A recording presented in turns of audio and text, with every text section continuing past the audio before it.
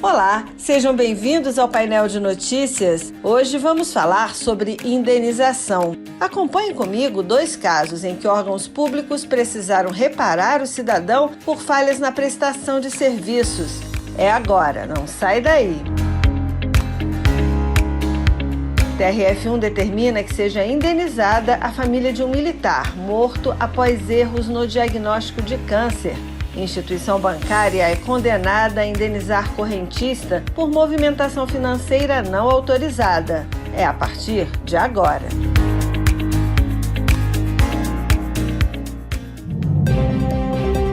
Indenizar é compensar alguém com a intenção de reparar um dano, seja de natureza material ou moral.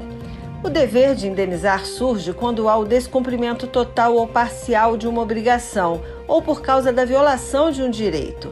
As indenizações estão previstas no Código Civil Brasileiro de 2002, em seu artigo 944, que diz: a indenização mede-se pela extensão do dano.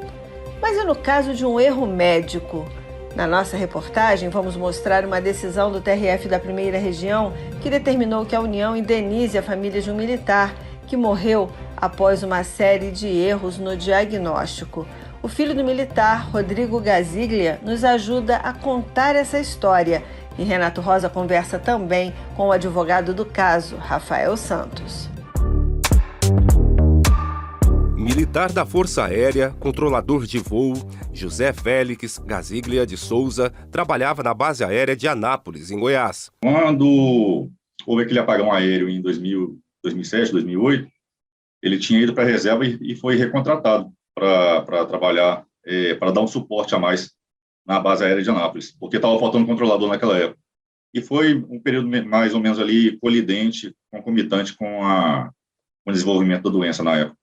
Tudo começou em 2005, com uma ferida no dedão do pé. Rodrigo diz que um erro no diagnóstico provocou a demora no encaminhamento do pai para um hospital com mais recursos.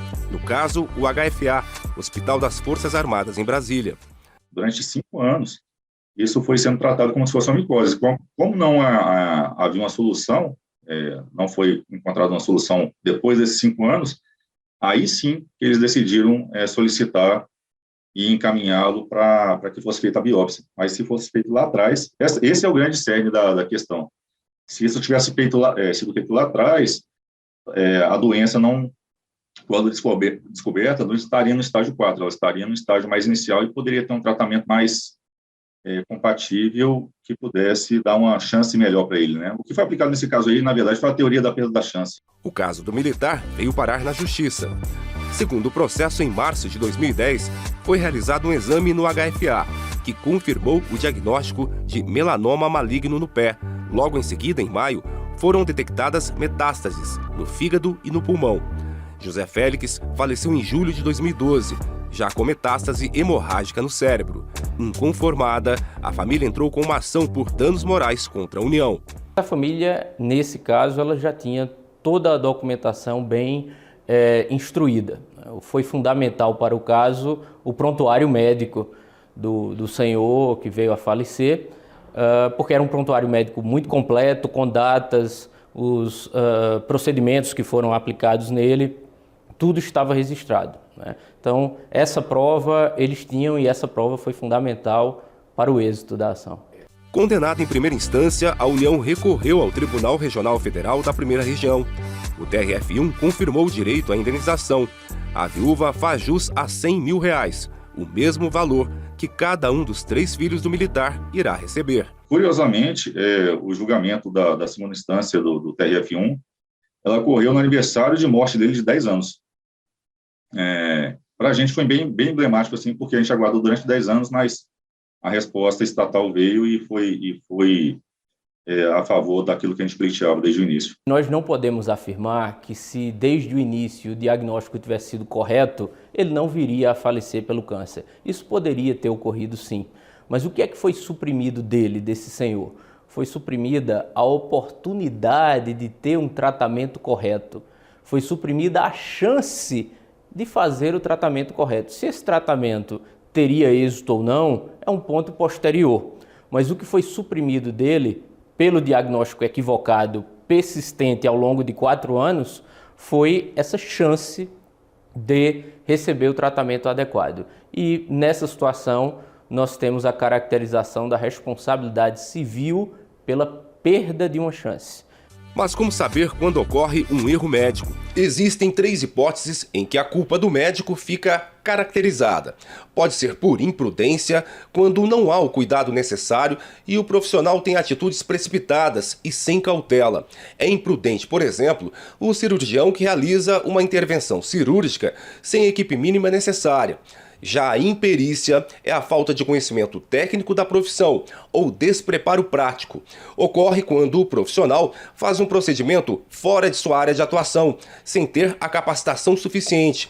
Os casos de negligência são aqueles em que há omissão por falta de atenção ou de precaução. Exemplificando, é quando o médico esquece algum material cirúrgico dentro do corpo do paciente. Em qualquer dos casos, como não estão previstas penas que envolvam dinheiro no processo ético, se o objetivo do paciente ou da família for a indenização, deve-se entrar com um processo na esfera civil, ou seja, na justiça.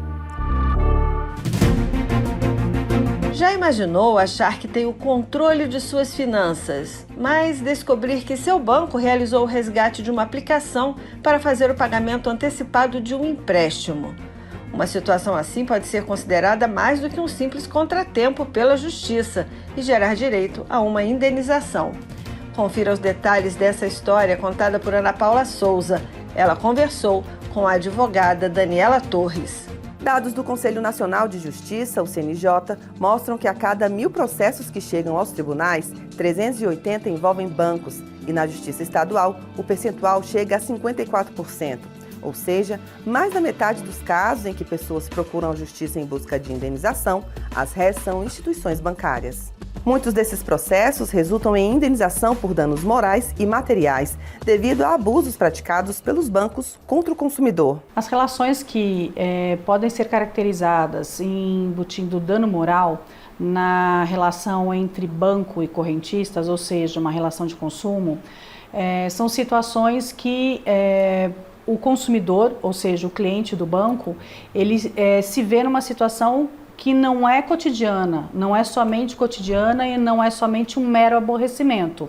Então ali gerou um prejuízo não só material, óbvio, porque estamos falando de dano moral, mas um prejuízo também de uma perda de tempo, dele ter que buscar o judiciário para resolver. E as situações são as mais diversas. Imagine um banco resolver fazer a gestão financeira da conta de um cliente direcionando aplicações. Uma situação como essa foi analisada pelo TRF da Primeira Região e envolveu a Caixa Econômica Federal e um correntista pessoa jurídica. A empresa tinha um empréstimo com um banco e também uma aplicação financeira. E sem pedir autorização da empresa, a Caixa realizou o resgate da aplicação e quitou o empréstimo. Após ser condenada em primeira instância ao pagamento de indenização material e moral, a Caixa Econômica recorreu ao TRF1, alegando que não houve prejuízo à imagem da empresa que justificasse o pagamento de dano moral. Mas o relator do processo, o juiz federal convocado, Ailton Rocha, destacou em seu voto que o resgate não solicitado de aplicação financeira e a indevida liquidação antecipada de empréstimo sem pedido do correntista configuram ingerência indevida sobre o patrimônio do cliente, gerando a necessidade de reparação moral e material. Desde 2009, tem uma lei que exige que qualquer desconto em conta tem que ser autorizado por escrito. Hoje nós trabalhamos muito com aplicativos de banco, então pode ser inclusive autorização por aplicativo, não devidamente em papel, mas precisa ter uma autorização expressa do correntista para não ocorrer essa quebra nessa relação de consumo entre o banco e o correntista. Mesmo porque a gente envolve inclusive sigilo, né? Sigilo bancário. Não é porque uma pessoa, seja física ou jurídica, ela tem conta num banco que dá a liberdade para que o banco movimente ali dinheiro na conta daquela pessoa. Eu sou Adriana Dutra e esse foi o Painel de Notícias, um programa produzido pela Assessoria de Comunicação Social do TRF da Primeira Região, com reportagens de Renato Rosa e Ana Paula Souza, operação de áudio Marcelo Santos, coordenação geral Ivani Moraes. Para você que nos ouve pela Rádio Justiça, eu desejo uma ótima semana. A gente se encontra de novo na próxima edição do Painel de Notícias. Até lá!